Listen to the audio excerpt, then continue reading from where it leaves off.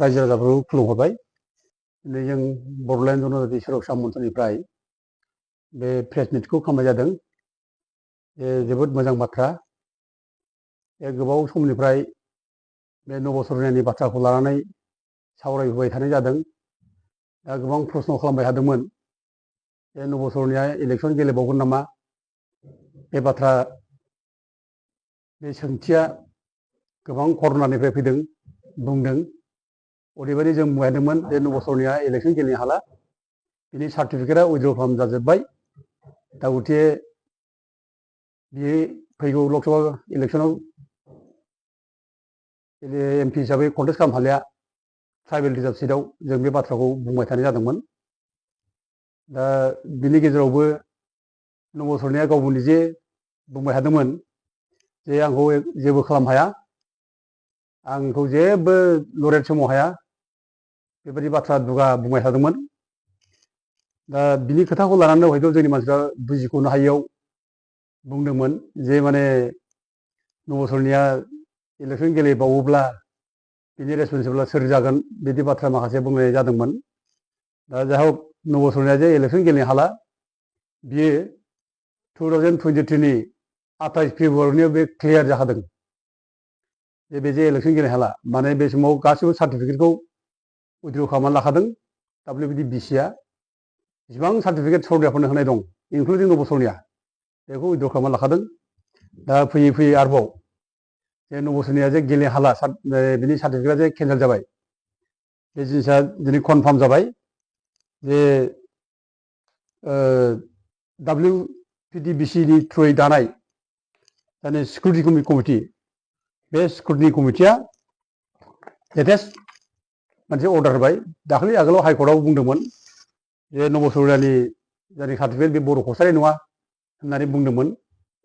दा बिनि उनाव दा लेटेस्ट माने नबसरनानि जायनि सार्टिफिकेट बे जे बर' कसारि लानानै माने गावनि सिनायथिखौ माने होदोंमोन आरो बे जे ट्राइबेल रिजार्भ समस्टिनिफ्राय एमपि जादोंमोन। दा बिनि एगेन्स्टै दिनै रोखा खालामना होबाय जे बे बर' कसारि नङा, बेखौबो होनखानाय जाबाय। आरो लोगोसे बिनि जायनाखि सार्टिफिकेट बर' कसारि लानानै माने ट्राइबेल सार्टिफिकेट लानाय बे तामुलपुर डिस्ट्रिक्ट ट्राइबेल संघआ जायनाखि सार्टिफिकेट होदों बेनो बर' कसारि हिसाबै, आरो बेखौ जे तामुलपुरनि सिभिल लिस्टआव काउन्टार साइन खालामदोंमोन, बे सार्टिफिकेटखौ दिनै सिकिउरिटि कमिटिया केन्सेल खालामबाय होननानै स्पष्ट रोखा बुंनाय जाबाय। दा गथिखे बिनि सार्टिफिकेटआ केन्सेल जाबाय। दा बे इलेक्सन गेलेनाय गेलेयैयाथ' बिदि दा बाथ्रा नंलिया, बेथ' गेले हाखालिया। दा बियो गाव बोरै इलेक्सन गेलेनाय बिनि प्रश्न नङा, दा बियो गावखौ बोरै बासायो बेसो बिनि प्रश्न। दिनै गावखौ बे पानिशमेन्टनिफ्राय बोरै बासायनो, दा बेसो बे गिदिर प्रश्न जाबाय। बियो हयथ' दिनै बे माने सार्टिफिकेट केन्सेल जानायनि उनाव बिनि एमपिआ थांसिगोन, आरो बिनि एमपि थांनायनि उनाव बिनि जायनाखि गभर्नमेन्टखौ थगायनानै बेथन लानाय आदार बेनिफिट जेसेबां लादोंमोन बेखौ बे रिफान्ड खालामजोबनांसिगोन। दा बे पर्यायावसो फैबाय। दा गथिखे गावखौ बोरै बासायो, दा एकमात्र उफाया बेखौसो बे नागिरनांगौ। दा बे माने बेहा दस्रा जेबो सिन्था गैया, दस्रा जेबो राहा गैया। बे इलेक्सन गेलेनायनि बाथ्राखौनो बे सिन्था खालामनो हाया दा बे गथिखे जोंनि थाखाय बे गिदिर मोनसे देरहानाय मोजां बाथ्रा। दा आङो बयबो जोंनि बड'लेण्ड जनजाति सुरक्षा मन्चनि मावथिफोरखौ धन्यबाद होयो। दा बयबो जे खोब खस्थ' खालामदों। दा दिनै जोंनि बे माने नबसरनानि बेरेखायै जायनाखि डकुमेन्टस नागिरनाय बिनि हानि डकुमेन्टस, गावनि डिग्लिफारनि जायनाखि हानि डकुमेन्टस, आरो नबसरनानि स्कुलाव फरायनाय डकुमेन्टस, आरो लोगोसे लेगि डाटा, ओमफ्राय बिनि बिफा लक्षिकान्त माने हरकस, बिनि आसाम रेजिमेन्टआव जा साख्रि मावनाय, बिनि गासिबो डकुमेन्टसखौ जोंनिया तामुलपुर डिस्ट्रिक्टनिफ्राय जोंनि जनजाति सुरक्षा मन्चनि मावग्राफोर जेरै जगेन बसुमतारी, बानेस्वर बसुमतारी, ओमफ्राय गणेश नार्जारी बिथांमोना हरदों, बिथांमोना नागिरना हरदों। जोंजोंनो गुदिनिफ्रायनो बे जनजाति सुरक्षा मन्चआव दंफैयो। बेखायनो आं बिथांमोनखौ धन्यबाद होयो। आरो लोगोसे जों जे बिराद खस्थ' खालामबाय, माने दिनैसिम जों 10 बोसोरानो जानोसै नबसरनानि बेरेखा जुजि जुजि। आरो बे 10 बोसोर जुजिनाय समाव जे जोंनि जनजाति सुरक्षा मन्चनिफ्राय गोबां खस्थ' खालामबाय। लटारि गेलेनायनि गेजेरजों जों फैसा बुथुमनो गोनां जाबाय। सोरबा नै जोंहा रावखुंगुर बसुमतारी दा बिथाङा सेरफांगुरि जायगायाव प्रदीप ब्रह्म ज' लोगो लालायनानै एखेबारे औवा फानलायनानै सोमोन्दो जोंनि बे नबसरनायखौ केस होनायाव बिसोर मदद खालामबाय जोबोद धन्यबाद बाथ्रा। आरो जोंहा नैबे जोंहा प्रणब ब्रह्ममोन धन्यबाद होनांगौ बाथ्रा। आरो लोगोसे जोंहा माने बिजनीनि गोजोनथाव ब्रह्म जोंमा स्कुलनि प्रिन्सिपाल दा बिथाङाबो खोब खस्थ' खालामनानै साख्रियाव दंब्लाबो जोंजों खोब जगाजग खालामबायदों जनजाति सुरक्षा मन्थ्रिजों माने फाइनान्सियेलिबो जोंनो हेल्प खालामदों। आरो लोगोसे जोंहा उदालगुरिनिफ्राय गोबां दङ जोंहा बिदिनो समेस्वर बसुमतारियाबो जोंखौ सम सम बिदिनो माने हेल्प खालामदों लोगो लाफादों। आरो जोंना सेक्रेटारि जयन्त बर' बिथांखौ जों धन्यबाद होनांगोन। बिथाङाबो खोब माने साख्रि गोनांब्लाबो रिस्क लानानै जयन्त बर' बिथाङा गिदिर गिदिर स्टेटमेन्टआव जे जोंजों गसंथाबोदों जनजाति सुरक्षा मन्थ्रिखौ नागाराखै बेखौ जों जोबोद गोरबोजों माने धन्यबाद होयो। दा बिथाङा फैनो नागिरदोंमोन दिनै फैनो हानाय जायाखिसै। दा राजेन माने बसुमतारी बिथांमोनाबो खोब जोंखौ सहाय होनाय दा जों धन्यबाद होयो। जेसेबां जोंनि कर्मि जनजाति सुरक्षा मन्थ्रिनि बयबो धन्यबाद होथाव। आरो बेजों लोगोसे जाय जोंनि बे माने माबाखौ नबसरनायानि सार्टिफिकेट केन्सेल खालामनांगौ होननानै जों जे माने कमप्लेन होबाय बे कमप्लेन होग्रा जनकलाल बसुमतारी माने आदा बिथांखौबो जोङो माने खोब बे बोराय बैसोआवबो जे खस्थ' खालामदों थांलाय फैलाय खालामबायदों बेखौ जोङो अरायबो जोङो गोसोआव लागोन धन्यबाद होयो। दा जोङो प्रथम जोङो माने लिगेल साइडखौ नायनानै कर्टनि जायनाखि माखासे बिथोनफोर जों बेखौ नायनानै उकिलनि बिथोन जों बेखौ लानानै जों प्रथमावनो जोङो 2019नि 11 जुन दा जों बेखौ माने फार्स्ट सिकिउरिटि कमिटियाव जों साबमिट खालामनाय जादों। सिकिउरिटि कमिटियाव माने नैबे लेखा आं रिसिभ खालामनानै लाना फैनाय जादों। बे जों रिसिभ खालामनानै लाना फैनाय जों आदा जनकलाल आं जों ओरै ज' थांलायनानै गासिबो जनजाति सुरक्षा मन्थ्रिनि ओमफ्राय जोंहा गोजोनथाव ब्रह्म बिथां ओमफ्राय जोंहा गणेश बसुमतारी जोंनि ट्रेजारार दा जों ज' थांलायनानै कमल सिंह MLA बे समाव बिथाङानो चेयारमेनमोन। बिथाङा माबानि chairman SC/ST welfare committee Assam legislative assembly दा बिनिनो बे चेयारमेनमोन। दा बेनो साबमिट खालामनायनि उनाव बिथाङा प्रसेस खालामदों।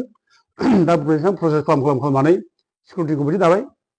ओमफ्राय जेब्ला सिकिउरिटि कमिटि जायो जों अब्ला जनजाति सुरक्षा मन्थ्रि जानानै जावले जावले जोङो आदा जनकलाल जोङो सन्दन ब्रह्मखौ लोगो लाफालायनानै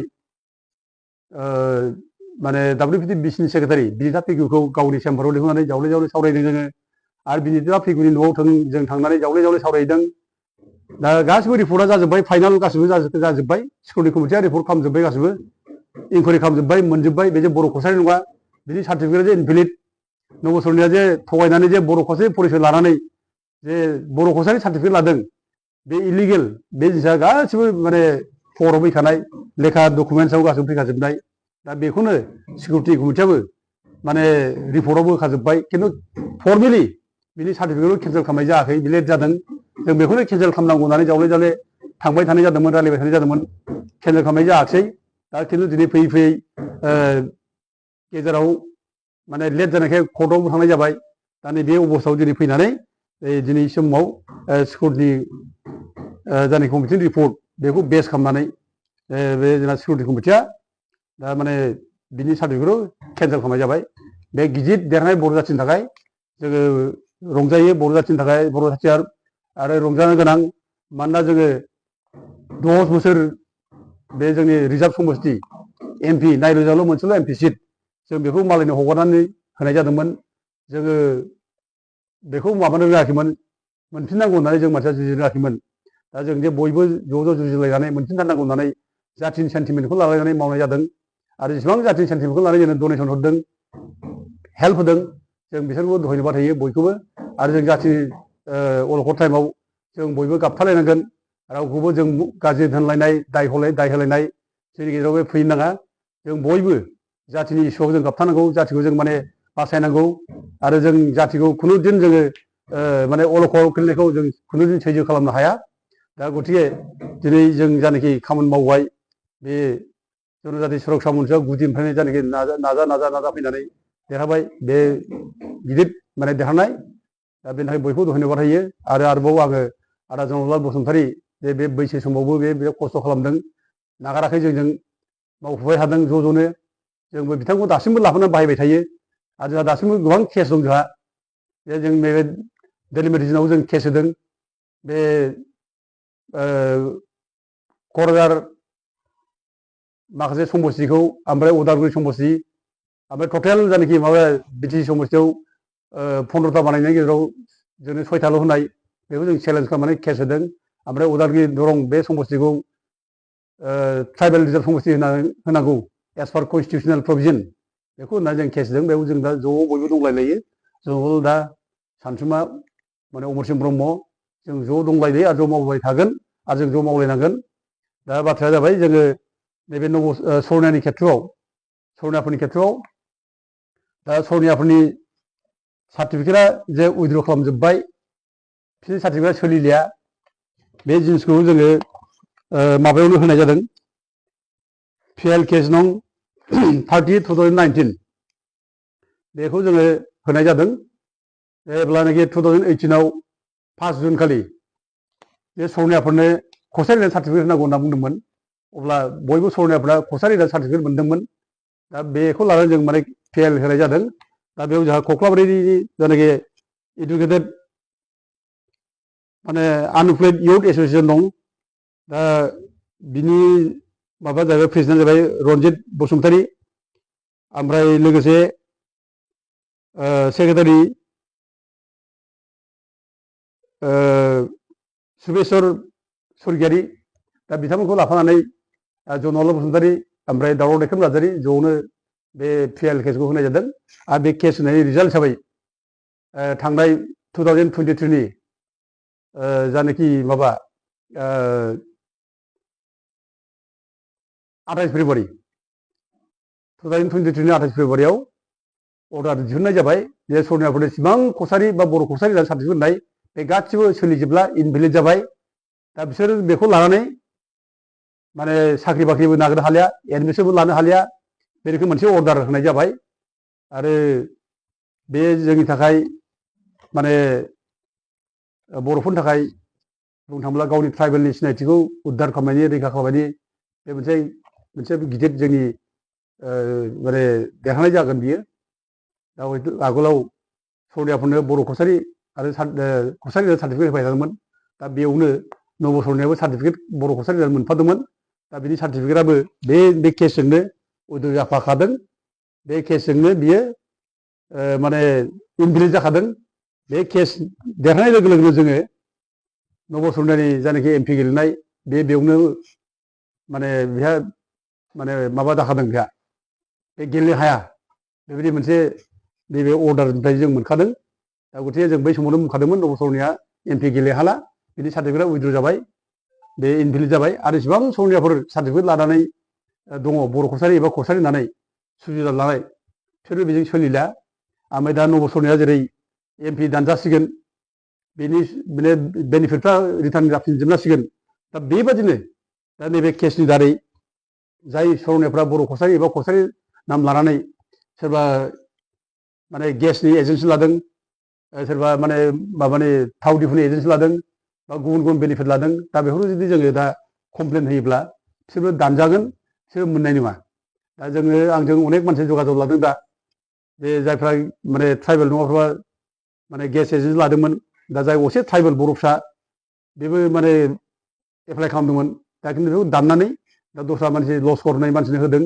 दा बिनि सायाव रिपर्टआ जों फैगासिनो दं दा बिथाङा दिनै केस होबाय हाइकर्टआव आं बिथांनोबो माखासे डकुमेन्टबो हरनाय जाबाय आरो दा माने बिथाङा जगाजग लागासिनो दं दा जों बेबादिनो जुदि आरोबाव नैबे केसनि थ्रुयै जों जुदि आरोबाव बे सोरबा साख्रि लानाय दंब्ला ट्राइबेल माने सिटआव बे साख्रि लानायफोरखौ जों दाननो थाखाय जों कमप्लेन होनांगौ केस होनांगौ अब्लानो बिसोरनि साख्रियाबो थांगोन दा जों बेखौनो मावनांगौ सोरबा अफिसारानो जाथों सोरबा माने अफिसार नङै जाथों जायफ्रा साख्रि लादों बा गेस एजेन्सि बा माने पेट्रल पाम्पनि जायगायाव लाइसेन्स लानानै दङ बिसोरखौ जों जुदि सोरबा मिथिदोंब्ला जों जुदि कमप्लेन होयोब्ला जोङो बिसोरनि माने माबाखौ जोङो दाननानै होनो हायो दा नैबे हाइकर्टनि अर्डारानो दंखायो जोंहा जिहेथु दा बे हिसाबै जों बेखौ हायो दा जों बेखौ खालामनांगौ दा बेजों लोगोसे जोंहा मोनसेल' माबाया बेनो बुंनांगौआ बेनो जे सरनियाफ्रा सार्टिफिकेट दानजानायनि थाखाय जों दायनिगिरि नङा बिथांमोना एसटि नंखाया एसटि नङै हिसाबै बिसोरो बर' कसारि नाम लानो सार्टिफिकेट लादोंमोन एबा कसारि नाम लानो सार्टिफिकेट लादोंमोन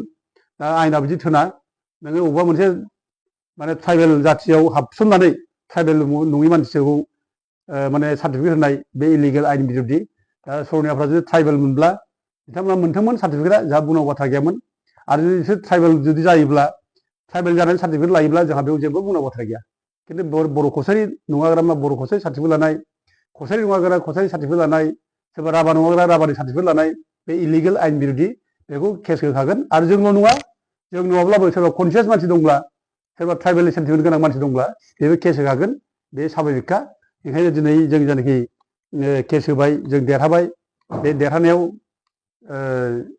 सरनियाफ्रा जोंखौ गाज्रि मोननांगौनि बोराबनांगौ बाथ्रा गैया बे लिगेल मेटार बे कनस्टिटिउसनेल मेटार बे आरो आयेननि बाथ्रा बे दा जों आयेननि बाथ्राखौ लानानैसो जों केस होनाय जादों दा आङो बेखौनो रायजो राजाफोरनोबो बुंनाय जाबाय जे कनफार्म जाबाय रायजो राजाफोर जे नबसरनिया इलेक्सन गेलेनो हाला बे एखे 100% सियर आरो बेखौ लानानै जों गोनो गोथो जानो नाङा गेलेगोनदां माबागोनदां साननो नाङा बे गेलेहाला जों बेखौ जावले जावले बुंगोन आरो बुंबाय थागोन आगोलनिफ्रायनो आरो जों खुनु दिन मिसा खोथा बुङा रायजोफोरखौ जों सब समाय सैथो खोथा बुंनानै मोजां प्रपार अवे जों जाहाथे दैदेनलांनो हायो जों बेखौसो सिन्था खालामो बे गोरिब गुन्द्रा बर' जाथि बे गोरिब गुन्द्रा बर' जाथिया दिनै मालायजों नाख्रेब जागासिनो दं थगायजागासिनो दङ दा बेखौ जों मानसिफ्रा माने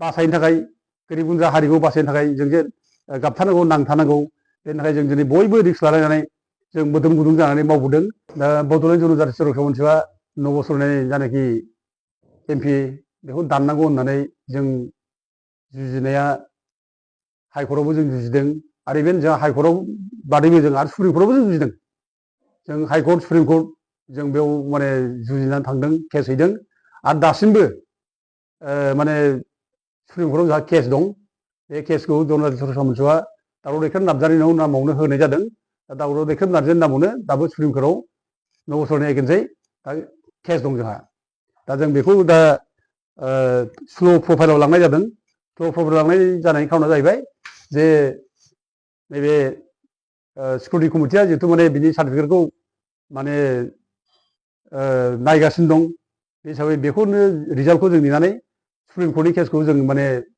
स्ल' प्रफाइलाव दोनथ'बाय थानाय जादों दासिमबो माने केसा दङ दा गथे जों उकिलजों रायलायगोन बे केसखौ जों दा बेखौ नांजायाबाबो जासिगोन जिहेतु माने दिनै माने सिकिउरिटि कमिटिया बिनि माने सार्टिफिकेटखौ केन्सेल खालामहरबाय जेला जोङो बेखौ उकिलजों रायलायनानै सुप्रिम कर्टनि केसखौ जों बेयाव दोनथ'सिगोन जों बेखौ सानदों आरो जों जायनाखि मोदोम गुदुं जानानै मावबोगासिनो दं बिसोरबो जों ज' लोगो लालायनानै मावलांबाय थागोन आं बेखौनो बुङो आरो बेखौ बुंनानै आं बयबो रायजोखौ खुलुमहरनाय जायो गोजोन्थों।